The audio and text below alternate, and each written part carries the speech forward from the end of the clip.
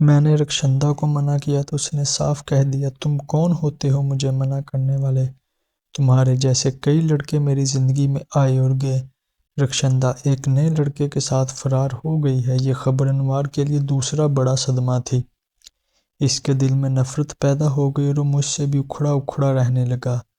ماں کے انتقال بعد بھائی ابھی کمسن تھا۔ بڑی بہن ہونے کے ناطے مجھے نہ صرف گھر سنبھالنا تھا بلکہ اپنے بھائی کا بھی خیال رکھنا تھا۔ حالانکہ میری عمر زیادہ نہیں تھی مگر حالات نے وقت سے پہلے سمجھدار کر دیا۔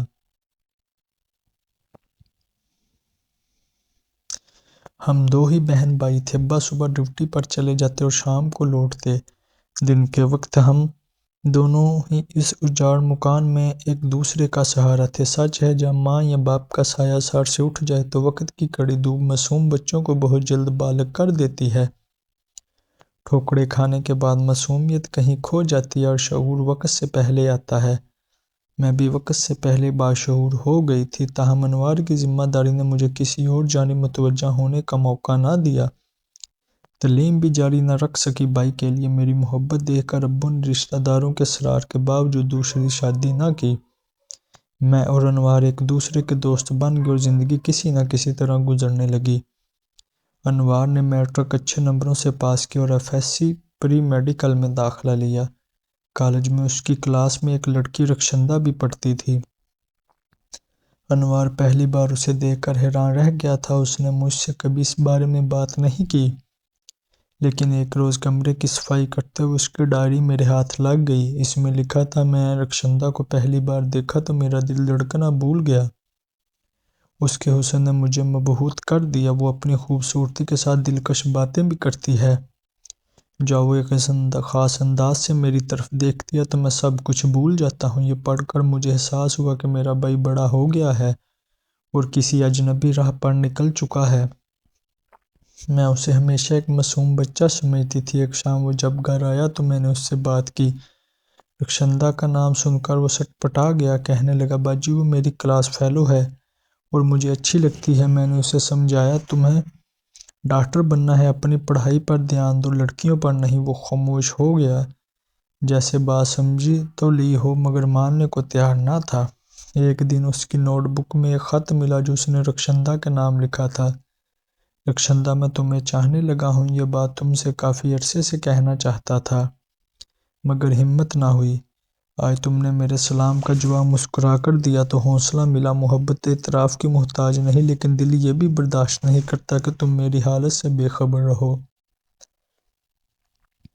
تمہارے بغیر زندگی بیکار لگتی ہے۔ تمہارے جواب کا بے چینی سے انتظار ہے۔ یہ پڑھ کر مجھے بہت دکھ ہوا۔ میں نے فیصلہ کیا کہ انوار کو سمجھاؤں گی کہ یہ خط نہ دے، مگر وہ میرے ارادے سے بے خبر تھا اور اپنی راہ پر بڑھتا جا رہا تھا۔ چند دن بعد اس نے بتایا کہ رخشندہ نے اس کی محبت کو قبول کر لیا ہے۔ ان دونوں کے درمیان خط و کتابت ہونے لگی اور انوار اپنی دنیا میں مگن ہو گیا۔ اس کی پڑھائی پر توجہ ختم ہو گئی۔ وہ کالج کم جانے لگا اور زیادہ وقت رخشندہ سے ملاقاتوں میں گزارنے لگا۔ میں نے اسے بہت سمجھایا مگر وہ میری کسی بات کو سنجیدگی سے نہیں لیتا تھا۔ انوار کی دیوانگی دیکھ کر میرا دل بیٹھنے لگا تھا۔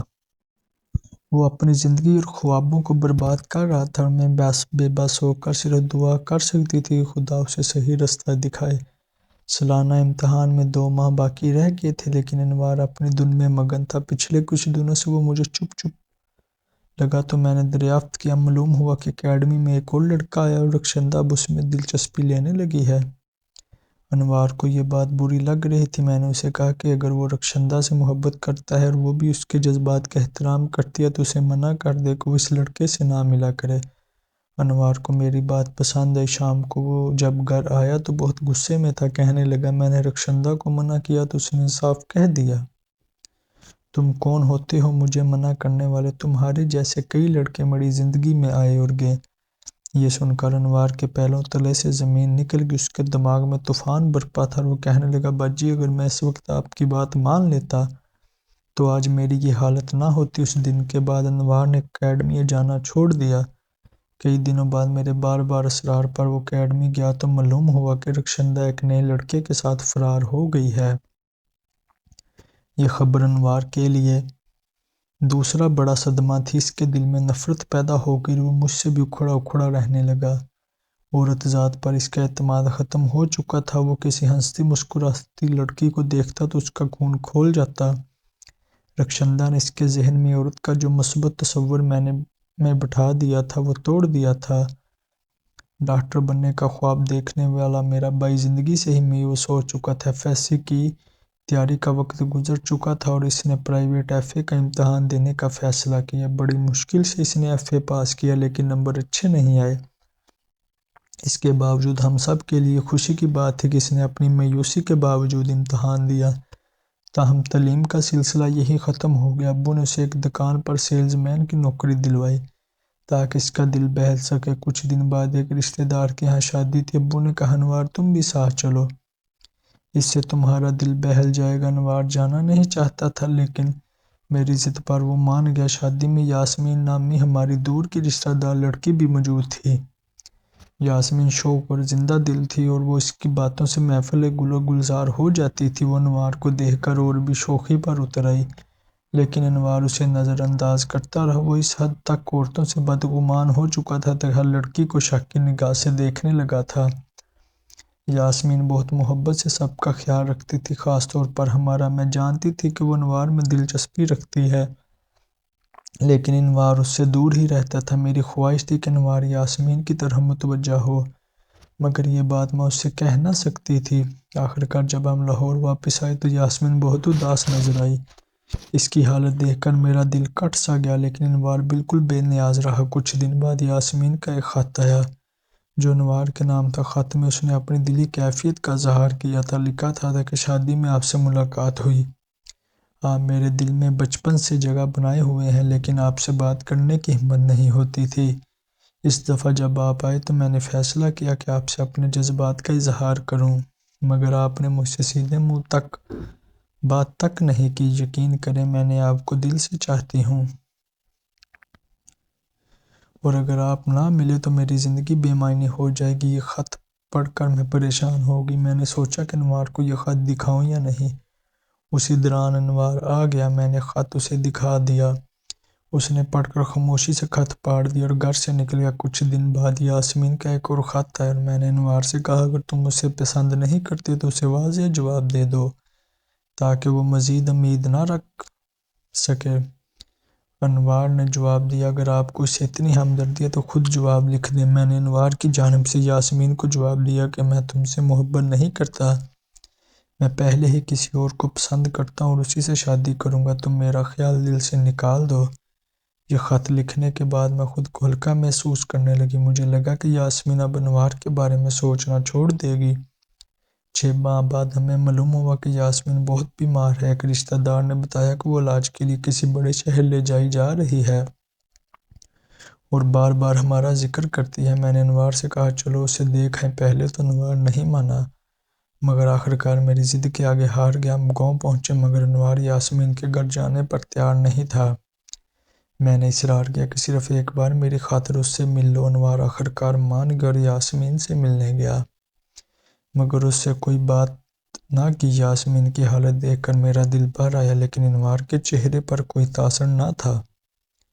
ہم یاسمین سے مل کر واپس آ گئے۔ اس کی ماں نے بتایا کہ ڈاکٹروں کا کہنا ہے کہ یاسمین کو کوئی خاص بیماری نہیں لیکن اس کی حالت کی بہتری کے لیے اس کی شادی کر دینا بہتر ہوگا۔ میں نے انوار سے کہا کہ اگر تم یاسمین سے شادی کر لو تو شاید وہ ٹھیک ہو جائے۔ یہ سن کر وہ بھڑک اٹھا اور مجھ سے بات کرنا بند کر دی۔